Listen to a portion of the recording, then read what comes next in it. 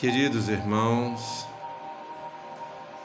neste momento, procuremos elevar os nossos pensamentos, confiantes da presença amiga do nosso Mestre Jesus, dos trabalhadores da sua seara. Procuremos estar confiantes também na presença do nosso anjo guardião, envolvendo-nos sempre. Que a paz esteja com todos. Hoje a nossa proposta é voltada para a emancipação da alma.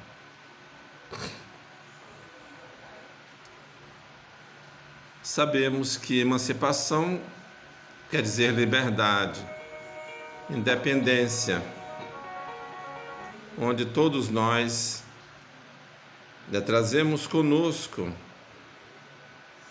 essa força que nos direciona para esses aspectos, um aspecto de liberdade, de crescimento, de evolução, que é uma necessidade do espírito, que é íntima e que é profunda. É claro que muitos e muitos espíritos não se preocupam com isso. Ele vive a liberdade de uma forma totalmente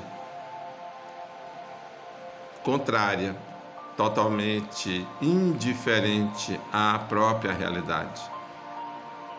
É tão forte em alguns casos que até se anulam como ser divino, se anulam como ser na íntegra. Mas o amor não desiste.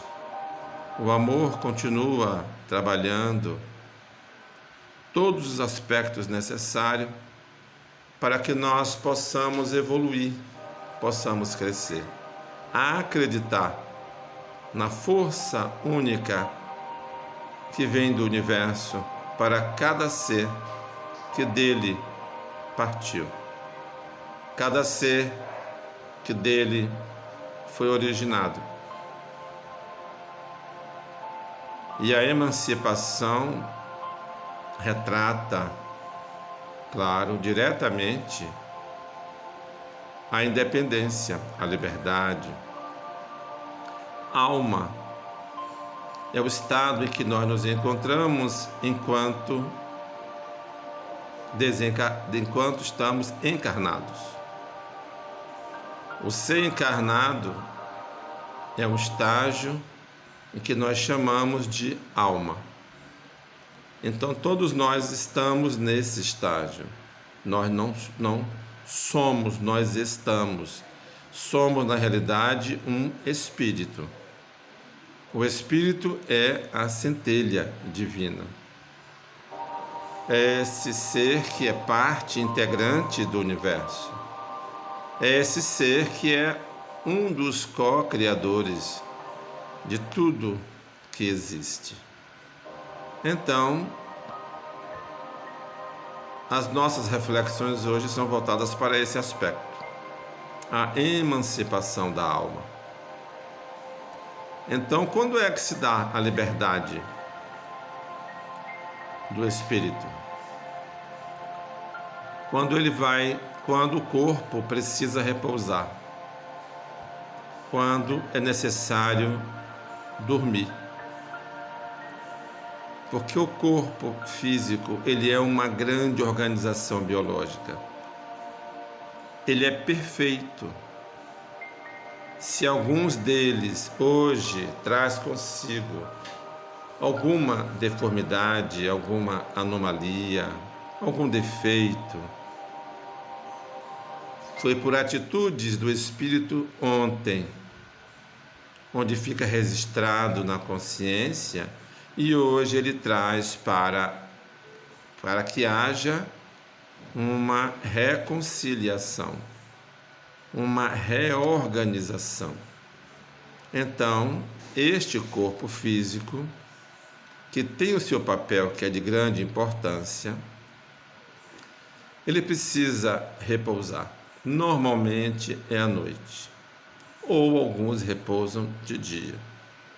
E quando o corpo repousa, quando ele adormece, para o descanso, para a reposição de energia vital, o eu espiritual, que é o importante, o mais importante, que é o fator principal, ele está livre, não totalmente, pois está ligado ao corpo, mas ele vai estar livre para ir para onde ele quiser, mediante a sua vontade, mediante os seus propósitos, mediante o seu ideal.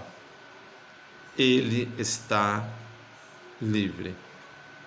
Então, daí o porquê daquela frase que diz assim: orai e vigiai. Porque à noite ou mais tarde, quando adormecermos, automaticamente o eu espiritual, ele vai estar naqueles locais com aqueles irmãos de afinidade, de mesma sintonia, de mesmas vibrações. Ele vai estar emancipado, vai estar livre. É um perigo? É importante? Claro que é. Tem um objetivo? Tem. Tem responsabilidade? Tem também. Sempre tem responsabilidades.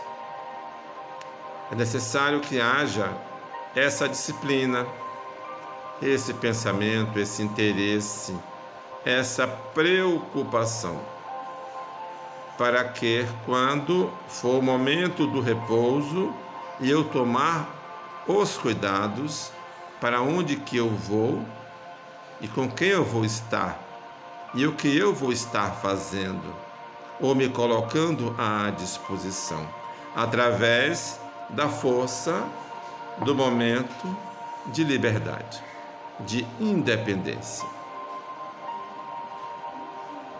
No sono, no dormir, também tem um outro fator que registra claramente aonde estávamos em alguns momentos e com quem estávamos e o que estávamos fazendo, que é através do sonho. O sonho tem essas possibilidades, claro, de mostrar para nós que estamos livres, que fomos para tal lugar e que tivemos tal atitude ou tal comportamento. E aí fica bem claro aonde está a nossa sintonia e como está, através do sonho, onde o sono demonstra claramente. Também tem outros fatores, por exemplo, um estado de letargia ou catalepsia. E catalepsia.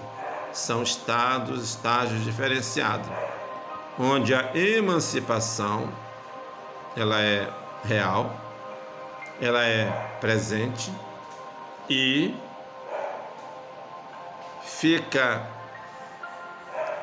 registrado também, porque no estado de letargia, o letárgico, ele fica com sinais vitais inerte, parado, parece que morreu ou desencarnou, e no entanto não está morto ainda, não houve ainda a separação do espírito para com a carne, o físico, mas está nesse estágio.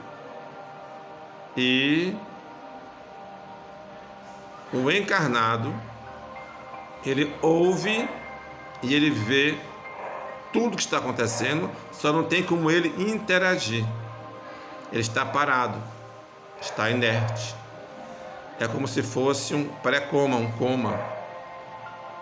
Em diversos casos, depois eles relatam: vi você chegar, ouvi o que você falou, não gostei do que você falou, o que você falou foi bom, o que você falou, eu estava numa cama de UTI, o que você falou me ofendeu profundamente, e eu não pude reagir, porque você não me ouvia. Então a gente vê que é participativo, porque está ali, o espírito está no corpo. E no estado de catalepsia, parte do corpo fica inerte, parte não fica. E a sensação é parecida. Então a gente vê que são situações que o eu espiritual vivencia. É claro que são situações raras, são casos raros, mas existem. Inclusive, no passado, muita gente foi sepultado, encarnado, dito vivo, porque passado o tempo, quando foi limpar aquela cova, percebeu-se que o corpo que estava naquele caixão, naquele envelope, ele estava de bruço, ele virou. Isso quer dizer que foi um sofrimento, uma experiência muito sofrida, foi sepultado vivo. Isso são fatos reais, é só pesquisarmos que vamos encontrar. Na história da humanidade, em várias partes do mundo, em épocas diferentes. Hoje a ciência já tem uma preocupação muito mais avançada nesses aspectos em relação a pessoas, a casos de doenças, pessoas que demonstram essas paradas, algumas paradas, e ficam em observação. Então, a gente vê que nós temos esses fatores que são ligados a nós, onde nós nos percebemos de uma forma que tem que haver uma explicação. É como o sonambulismo, que é um fator mediúnico, mas que muitos não explicam, só o espiritismo. Porque é muito mais forte que o sonho, o sonambulismo. O corpo está adormecido, está dormindo, o eu espiritual sai, ele deambula e vai ter atitudes, vai demonstrar interesses por algo, sai, casa afora, ou circula dentro da casa, vai ter que trancar as portas, trancar as janelas, para evitar um acidente. É um estado de sonambulismo. E o eu espiritual está participando, às vezes diretamente, daquele momento, daquela experiência. Ele está ali, vivendo, acompanhando, não tem uma explicação, ele tem que procurar uma explicação lógica do fato, do fenômeno, da situação, daquela questão toda. Então a gente vê que o fato de nós estarmos atrelados a um corpo, estarmos encarnados, não estamos presos, não estamos tão assim clausurados, porque nós temos esse momento de êxtase, esse momento de volúpia, esta saída, que é de grande importância. Inclusive, eu me lembro que há muitos anos atrás, trabalhando com irmãos de rua, nós íamos e pegávamos aquele irmão para dar uma assistência, ou levar para um hospital, ou para alguma instituição, ou na própria rua dar uma assistência. E criávamos um vínculo. Só que quando nós tínhamos aquele primeiro contato, no meu caso, à noite, eu ia por um caminho, de repente eu percebia que irmãos vinham saindo de dentro das matas, de caminhos outros intermediários, e vinham de encontro a mim com raiva, com ódio. Eu não sabia o que se tratava diretamente. E o que eu fazia? Eu começava a adiantar os passos, eu estava em momento de emancipação, e eles também. Eles, talvez desencarnados, estavam mais livres ainda, o tempo todo livres, não tinham peso da carne, o freio da carne, a subjeção da carne. E aí eu me testava no sonho, eu dizia, poxa, eu estou sonhando, então eu posso voar. Aí eu pulava, quando eu pulava, eu voava. E eles ficavam tentando me agarrar, aquela agonia, aquela agonia, aquela agonia. Outras vezes, eles vinham em cima de mim, isso há 30 anos atrás, quase 30 anos atrás, e nós saíamos, nós brigávamos, porque vinha com muito ódio, com muita cobrança, eu não entendia o que era aquilo. E um dia, em um curso, numa casa espírita, eu falando sobre a situação, e a coordenadora me deu um esporro. Éramos muito amigos. O curso era sobre cromoterapia. E esse grupo, ele era um grupo místico, não era espírita, porque o espiritismo não tem cromoterapia.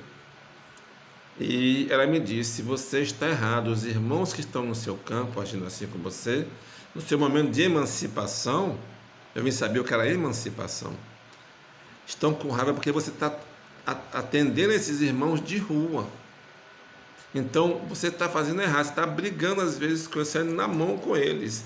Eu disse, eu faço o que? Ele disse, faça o que Jesus te ensinou. O que é que ele me ensinou? Use o Evangelho. Eu disse, e agora? Olha como é importante nós fazermos uso do Evangelho.